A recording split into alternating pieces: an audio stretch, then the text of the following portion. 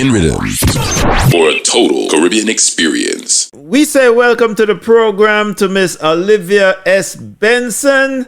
She's been a student and practitioner of New Thought and metaphysics for over 30 years. Grew up in various religious teachings and eventually sought to find real answers to life challenges. And her book, Answers from Within, I'm reading that book and man, I'm really finding some answers here. Olivia Benson, welcome to the program. How you doing today? I am well, thank God. All is well. Thank you for having me. I really appreciate it. Man, my first question is what started the whole writing and getting your thoughts out there? What sparked that? Well, I have another book, and it's called For the Love of My Father, which is about growing up without my father. And so I grew up with a lot of challenges, a lot of hardship, a lot of suffering. And, you get to a certain point in your life and you start saying, well, what is this? This can't be the way that it's going to be forever. And so I went on a journey, and what I would consider to be my spiritual journey. And Answers from Within was really my first book. This is the second edition, but it was really my first book because the first question that came to mind is, what on God's earth am I doing here on this planet? Why am I here? And the book talks about that. Why am I here? What am I supposed to be doing? Who is going to be with me on this journey? And things along those lines. So that's really what got me started. What I like is your whole concept of, and I'm going to say this, your concept of God is a little different from what most people would say. Because most people ascribe God as Him. And you have a different concept. Explain that concept for our listeners. Right. Yeah. Well, first of all, I want you to know this. I am a church girl. I grew up in the church. And if you read any of my books, you'll find out I was a Jehovah's Witness. I was a Catholic. I went to Baptist school. So I've grown up in church. So that is on the side. But then came a point where to find the answers, we know that in the Bible, it says God is a spirit. And he that worship him must worship him in spirit. So that began me on the pattern. And ultimately, I get to the place where I find God is an energy. God is a spirit. God is a force. And we fight as human beings all the time about what to call it, but it's neither any of those names. That's fine. We can call them whatever we want. But the bottom line is that God is a gender-neutral energy that is around and in everything, creator of the entire universe and everything in it. That is what we're talking about, which is something amazing and magnificent, right? You can't even describe it. There's no word to say what everything that this energy is. And so that's where I come in. It's not just him that I learned as a child in the Bible. It's bigger than that. That is so awesome. God is an energy. God is a spirit. God is a force.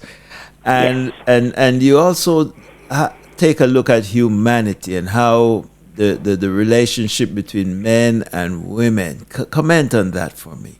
Yes. Well, so, this month on my website and on all my social media, we're talking about a chapter in the book that in Answers from Within that's called Recasting the Relationship Between Men and Women. And, the Creator creates.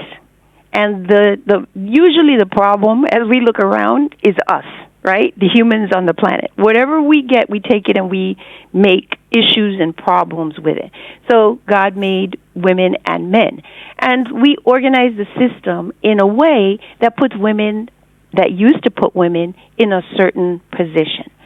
And I say this all the time, don't have any problem because ancient people worked out what worked for them. The thing is that now when we look at what God is and we begin to understand what it really is, we know that God created all humans, male and female, black and white, or any other race, black, white, Chinese, and I'm not leaving anybody out. Everybody is a creation of the Creator, and everybody is the same. Now, when it comes to men and women, historically, we have this drama, right? Because we're told, Eve deceived Adam. For some reason, Adam couldn't make up his own mind, but poor Eve is the one that messed up the whole thing. And forever and ever, women are in this position where they are to be, and you can go all around the world. And generally speaking, there's a story, right, about why women are in this position. But when we begin to see God and the universe as something bigger than just that story, now we realize that what God did is create two versions of humans, male and female. And there was never anything that intended one to be beneath the other. Of course, men were stronger, men were the hunters, so to speak, and there were roles that had to be played. And I don't have any problem with that. That was what it was. But let's talk about right now. If you, creator of the universe, create male and female, you give them all their own stuff, why would it be that we have women in this position where they cannot be all that they can be, so to speak? And then as we realize it, because there were times where a lot of things were not allowed for women, and in some places in the world they're still not allowed, and all kinds of things that are going on. But now we get to the point where, okay, fine, women can do certain things. And then you get to the relationship between men and women and how that looks. I have tons of friends who are wonderful men, who are wonderful in their relationship with their wives, whose wives are professional and stuff like that. But there's some guys who feel some kind of way about it. There's some men that feel like women should be, still feel like women should be at home and taking care of the kids and pregnant. But then the question is, okay, why would the creator of the universe create every human being with gifts, talents, skills, abilities, and everything, and then limit one of them? Limit, you can only do this. That's the old paradigm. Now we're in a new paradigm. And all we're saying is, let's update, people. Let's update. And I'll give you an example how this works when I talk about children and what we say to them about what God is. If you tell a child that God is a man in the sky in a robe with a beard, with tablets, right? The old-timey story where you have tablets and stuff like that? Stone tablets. And right. And this kid has an iPad, an iPod, and iWatch, and every possible thing. And not only do they have that, but they have the ability to know almost anything with the click of a button. And you're trying to sell him that? What are the chances? Yeah, I know. Well, one of the things, though, we're created differently, men and women. We're wired totally differently, right? Agreed. And so sometimes because of what you mentioned, those cultural footprint or imprint that we get growing up, we have that image or that concept that the role of a woman is to take care of the house and prepare the meals and take care of the children. And that's her role. Yes, that was the role. But even, look, if you take it at the most practical level, women today, in most relationships, women have to work outside of the house. Right? So now she's not only washing, cooking, cleaning, taking care of the kids, but she has to go work. How does that make sense? It doesn't really, because now she's bearing more burden than the man. Right? Exactly. No, I get that. No, I get that. So, what then is your proposition of viewing this situation? Okay, so first of all, I think it's key to understand the first question you asked, what is your concept of God? God is this amazing force, this amazing energy that created us all on the planet. And male and female. And for the past, that was the story we had, right? And that's how we lived. But you have to update. You have to update the paradigm. I'm going to ask you one, for people, because I am one of those people, was one of those people. And, I believe literally believe the Adam and Eve story. But then if you read the book, you'll see I asked a list of questions about it.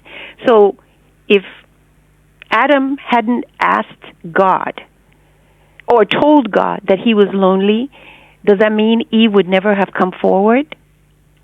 If Adam was already built as a male, right, with all the functions of being male, what did God do? Retrofit Eve to fit what it had already created with Adam? So the thing, when I ask those questions, and there are more in the book, but when I ask those questions, I'm asking it because the idea is that we have to take a moment to think, to clean out the old program and put in some new information. We can update our understanding of God. That's not a crime. You can update it, and there's nothing wrong with what we used to believe it was for that time. But for this time, what's the story? If God is and then we need to we update the story, and then we find balance. Because, by the way, when people talk about the relationship between men and women, I'm not saying that women are angels, by the way. Everybody's got their stuff. So what we are ultimately looking for is a balance. Women have certain skills and talents. We're wired differently. That is the genius of the Creator. That it's like, you've got this as your base, and you've got this as your base. No, now, the idea is go work together. And that's why this chapter is important, because it's recasting, right? We understand now what the Creator is. We understand how it works, and we understand that the plans, and the plans of the Creator always include balance. That's where we're going to. Nobody is above, nobody is beneath, nobody is made better, nobody is made worse. It's always balance.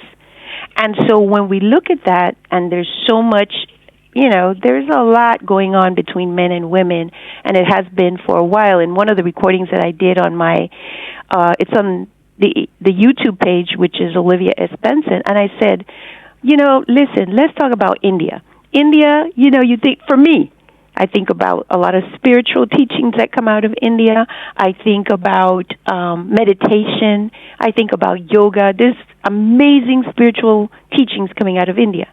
But if you go to India today and look at the treatment of women and the violence against women in India, that's not the only country. Many countries have it, but I'm just using that one because India is the one that taught us meditation. I mean, basically taught the world. And you go over there, and they will murder women who try to step out of line. Now, what is the solution? We need to begin to update our understanding, but it's deep. And you said it. It's like people are brought up with this, and there's a reason. Because when the world sort of began to get organized, there was a movement to sort of keep women in a certain position. And it's in the book, and I'm going to say briefly, what it is that men said, okay, I'm stronger. This is a short way of trying to summarize it. I'm stronger, I'm bigger, I'm more powerful, so I should be in charge. But God is literally genius, right? So God said, okay, I'll make men that way, and I will make women where their powers are different. They're intuitive. That doesn't mean that men are not intuitive. They are also, but women have a great deal of intuition. And they have other qualities that make them very powerful in many, many different ways. It might not be the physicality, but they have other abilities that make them powerful. And so what men decided in some way is to say, okay, we got to keep this kind of power under control. We might be big in everything, but we want this one under control so that we can run things.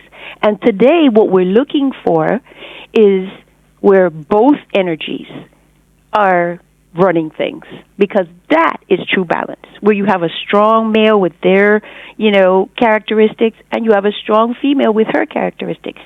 That is when the world comes into balance, and that is what is necessary for relationships. I want to say, for the guys that are out there that are uncomfortable with the changes, I cannot love a man more that allows me to be myself. literally.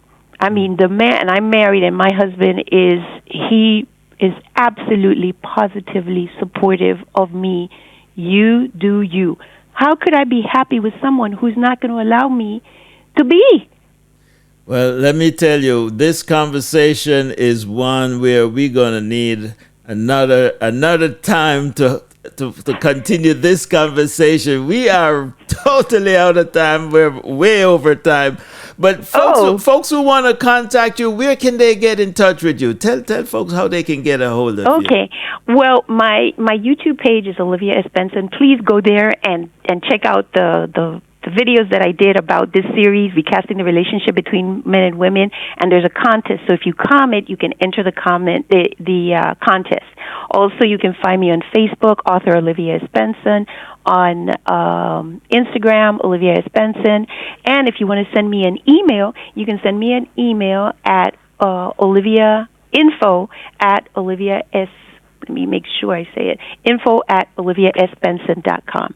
So you can contact me, and also I have a website, oliviasbenson.com, and the book, this one and the other one, is on Instagram as well. Answers from Within, her latest book. Olivia S. Benson, good speaking with you. And listen, I'm gonna bring you back here so we can continue this conversation.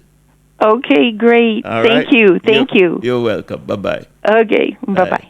Caribbean Riddims for a total Caribbean experience.